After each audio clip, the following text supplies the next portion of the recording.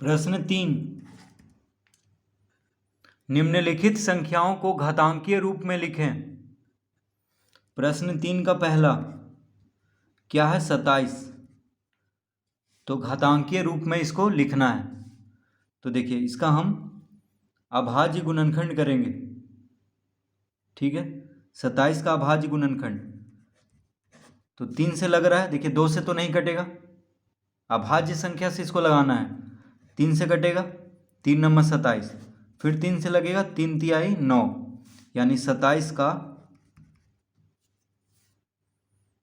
अभाज्य गुणनखंड क्या हो गया? 3 गुना 3 गुना 3, यानी घातांकीय रूप में हो जाएगा 3 का घात 3। तो 27 का घातांकीय रूप क्या हो जाएगा? 3 का घात 3। तो पहले अभाज्य गुणनखंड करेंगे, उसके बाद ही पता चलेगा कि इसका घातांकीय रूप क्या होगा।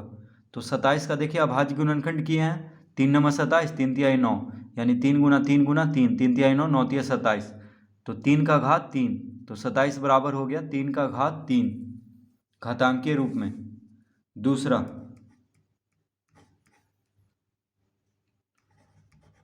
243। अब 243 का अभाज्य गुणनखंड करेंगे तो 2 से तो ये कटेगा नहीं, क्योंकि इकाई अंक पे 3 है, 3 से कट जाएगा। देखिए 3 × 8 = 24, 3 गुना 1 3, यानी 81 तिया 243। फिर 3 से लगाएंगे, 27 तिया 81, फिर 3 से लगाएंगे, 9 तिया 27, फिर 3 से लगाएंगे, 3 तिहाई 9, तो 3 गुना 3 गुना 3 गुना 3 गुना 3, यानी 243 बराबर क्या आ गया?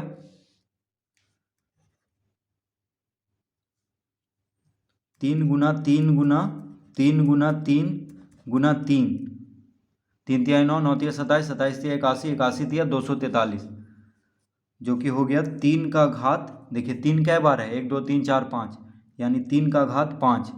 तो 243 बराबर क्या लिखेंगे हम? 3 का घात 5 घातांकीय रूप में। तो 243 का घातांकीय रूप होगा 3 का घात 5।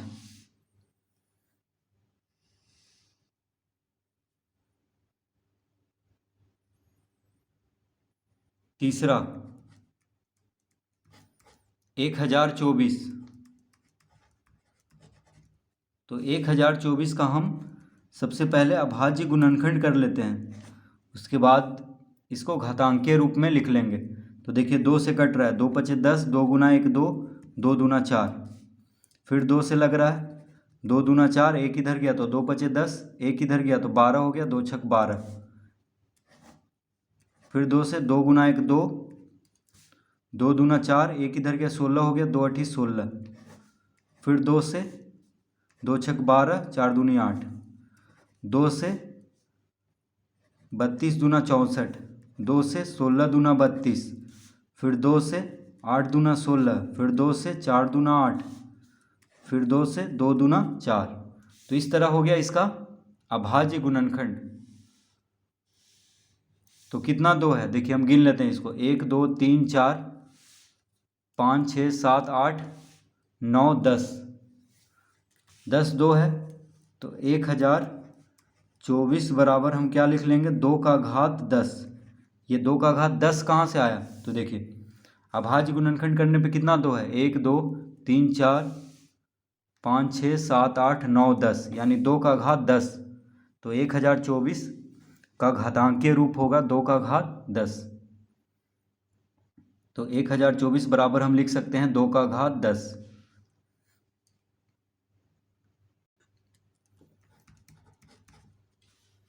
चौथा क्या है? 65,536। 65,536।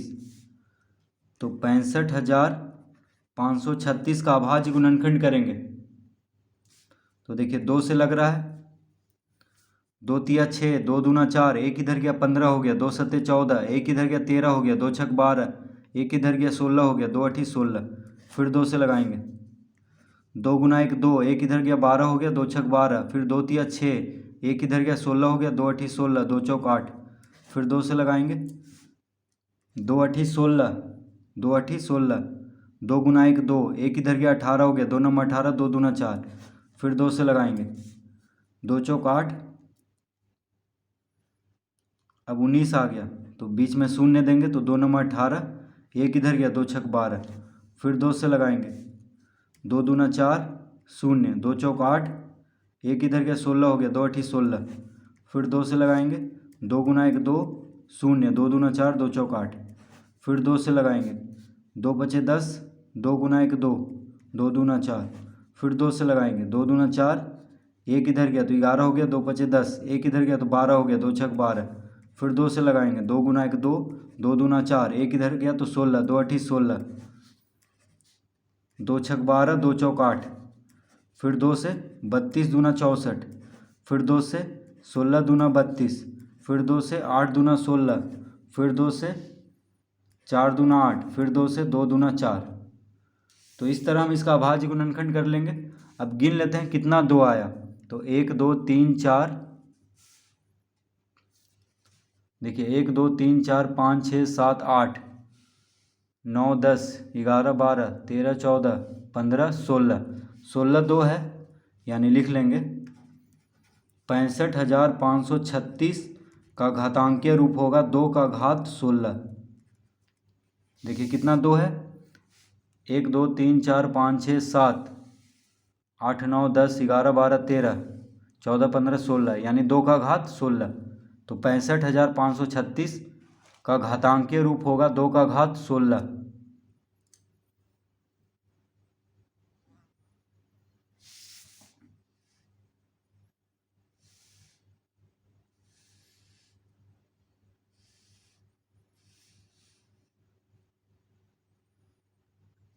पाँचवां 2401, 2401, तो इसका अभाज्य गुणनखंड कर लेते हैं,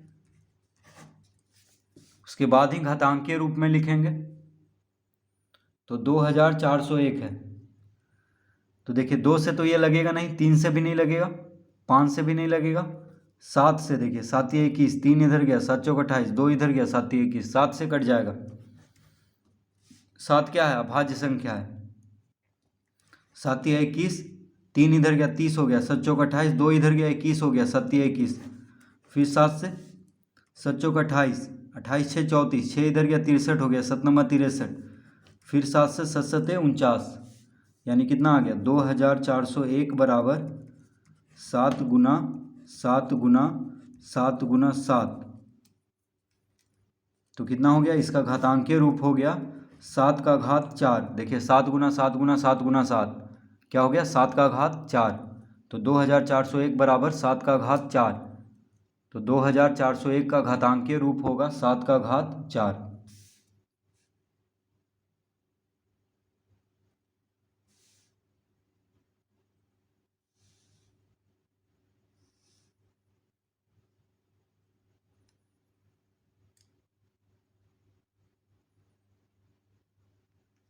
प्रश्न 4,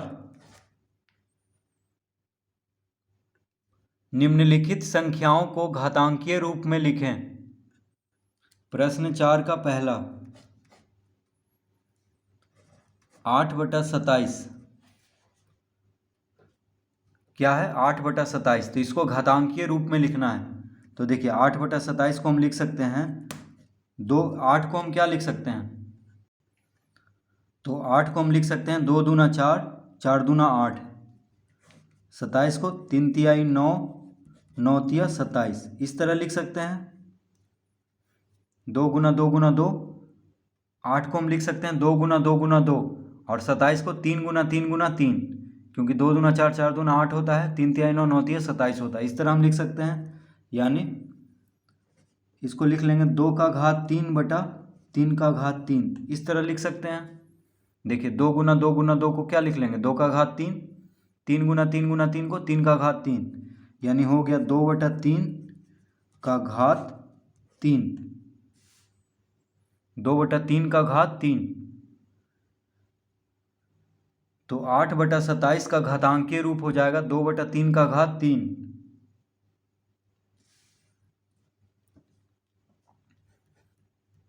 दूसरा 16/81, तो 16/81 को हम क्या लिख सकते हैं? 16 को हम लिख लेंगे 2 गुना 2 गुना 2 गुना 2, 2 दूना 4, 4 दूना 8, 8 दूना 16, इस तरह लिख लेंगे।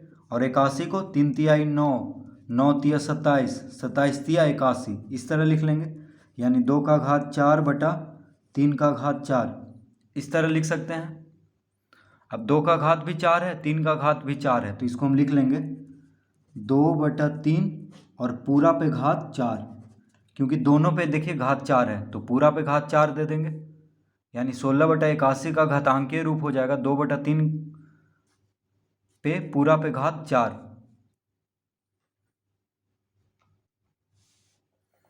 तो इस तरह उसी तरह 8/27 का घातांकीय रूप क्या होगा? 2/3 पे पूरा पे घात 3, क्योंकि 2 पे भी घात 3 है, 3 पे भी घात 3 है, तो पूरा पे घात 3 दे देंगे। तीसरा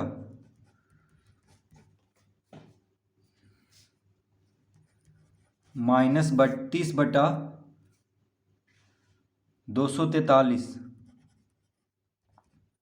तो 32 को हम क्या लिख सकते हैं? 32 को यानी -32 को हम लिख सकते हैं -2 गुना -2 गुना -2 गुना -2 गुना -2। देखिए 2 दूना 4, 4 दूना 8, 8 दूना 16, 16 दूना 32, ठीक है।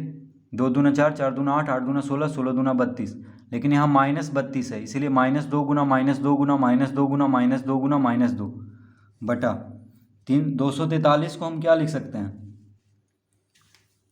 देखिए 3 गुना 3 गुना 3 गुना 3 गुना 3, 3 तिहाई 9, 9 तिया 27, 27 तिया 81, 81 तिया 243, इस तरह लिख लेंगे।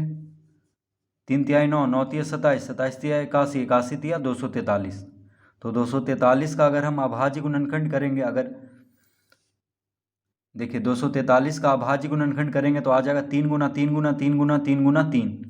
तो अगर नहीं आता है आपको इस तरह से लिखना तो अभाज्य गुणनखंड रफ पेज में यानी कॉपी के पीछे कर लीजिएगा, तो पता चल जाएगा 243 बराबर हो जाएगा 3 गुना 3 गुना 3 गुना 3 गुना 3, इसका अभाज्य गुणनखंड, ठीक है। तो -32 का अभाज्य गुणनखंड क्या होगा?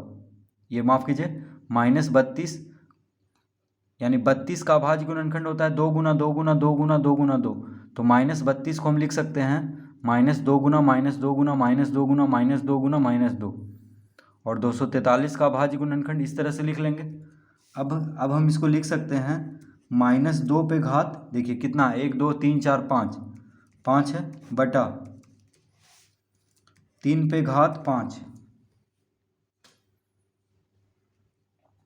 तो -2 पे घात 5 बटा 3 पे घात 5, दोनों पे घात 5 है तो दोनों के साथ में हम पूरा पे घात 5 दे देंगे, तो -2/3 और पूरा पे घात 5, तो -32/243 का घातांकीय रूप हो गया -2/3 पे पूरा पे घात 5।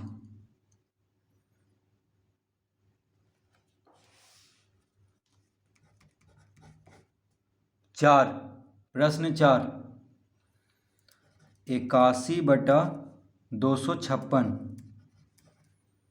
तो 81 का अभाज्य गुणनखंड क्या होगा? 3 गुना 3 गुना 3 गुना 3,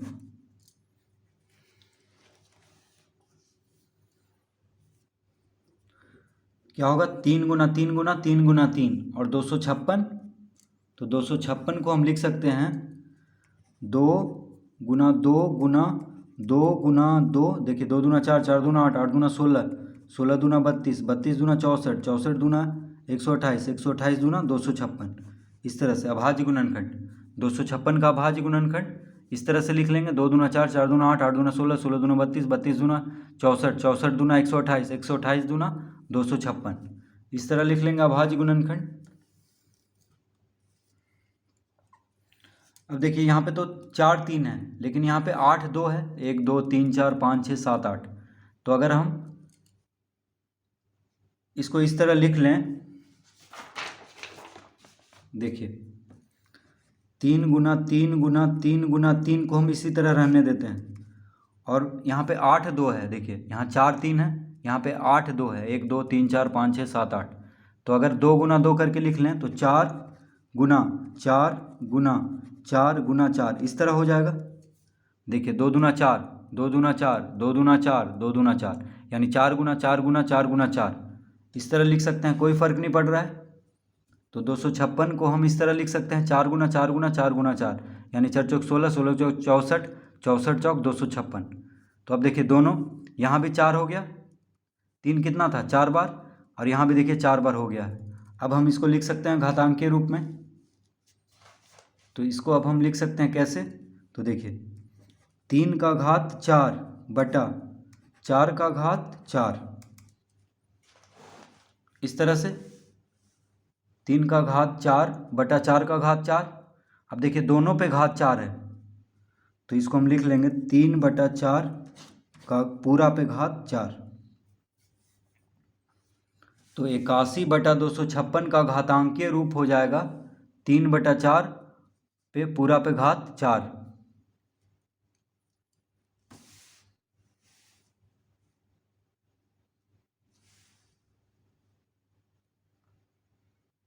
पांचवा प्रश्न है -125 बटा 343,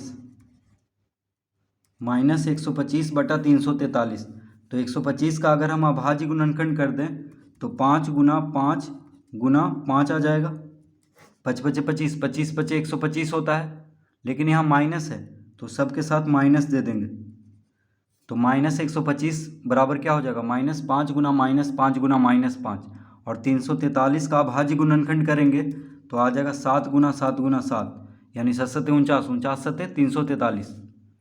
तो इसको हम लिख सकते हैं -5 का घात 3 बटा 7 का घात 3, इस तरह से लिख सकते हैं, क्योंकि -5 गुना -5 गुना -5 है, तो -5 का घात 3, 7 गुना 7 गुना 7 है, तो 7 का घात 3। तो दोनों पे देखिए घात 3 है, तो इसको लिख लेंगे -5 बटा 7 और पूरा पे घात 3। तो -125 बटा 343 का घातांकीय रूप हो जाएगा -5 बटा 7 और पूरा पे घात 3।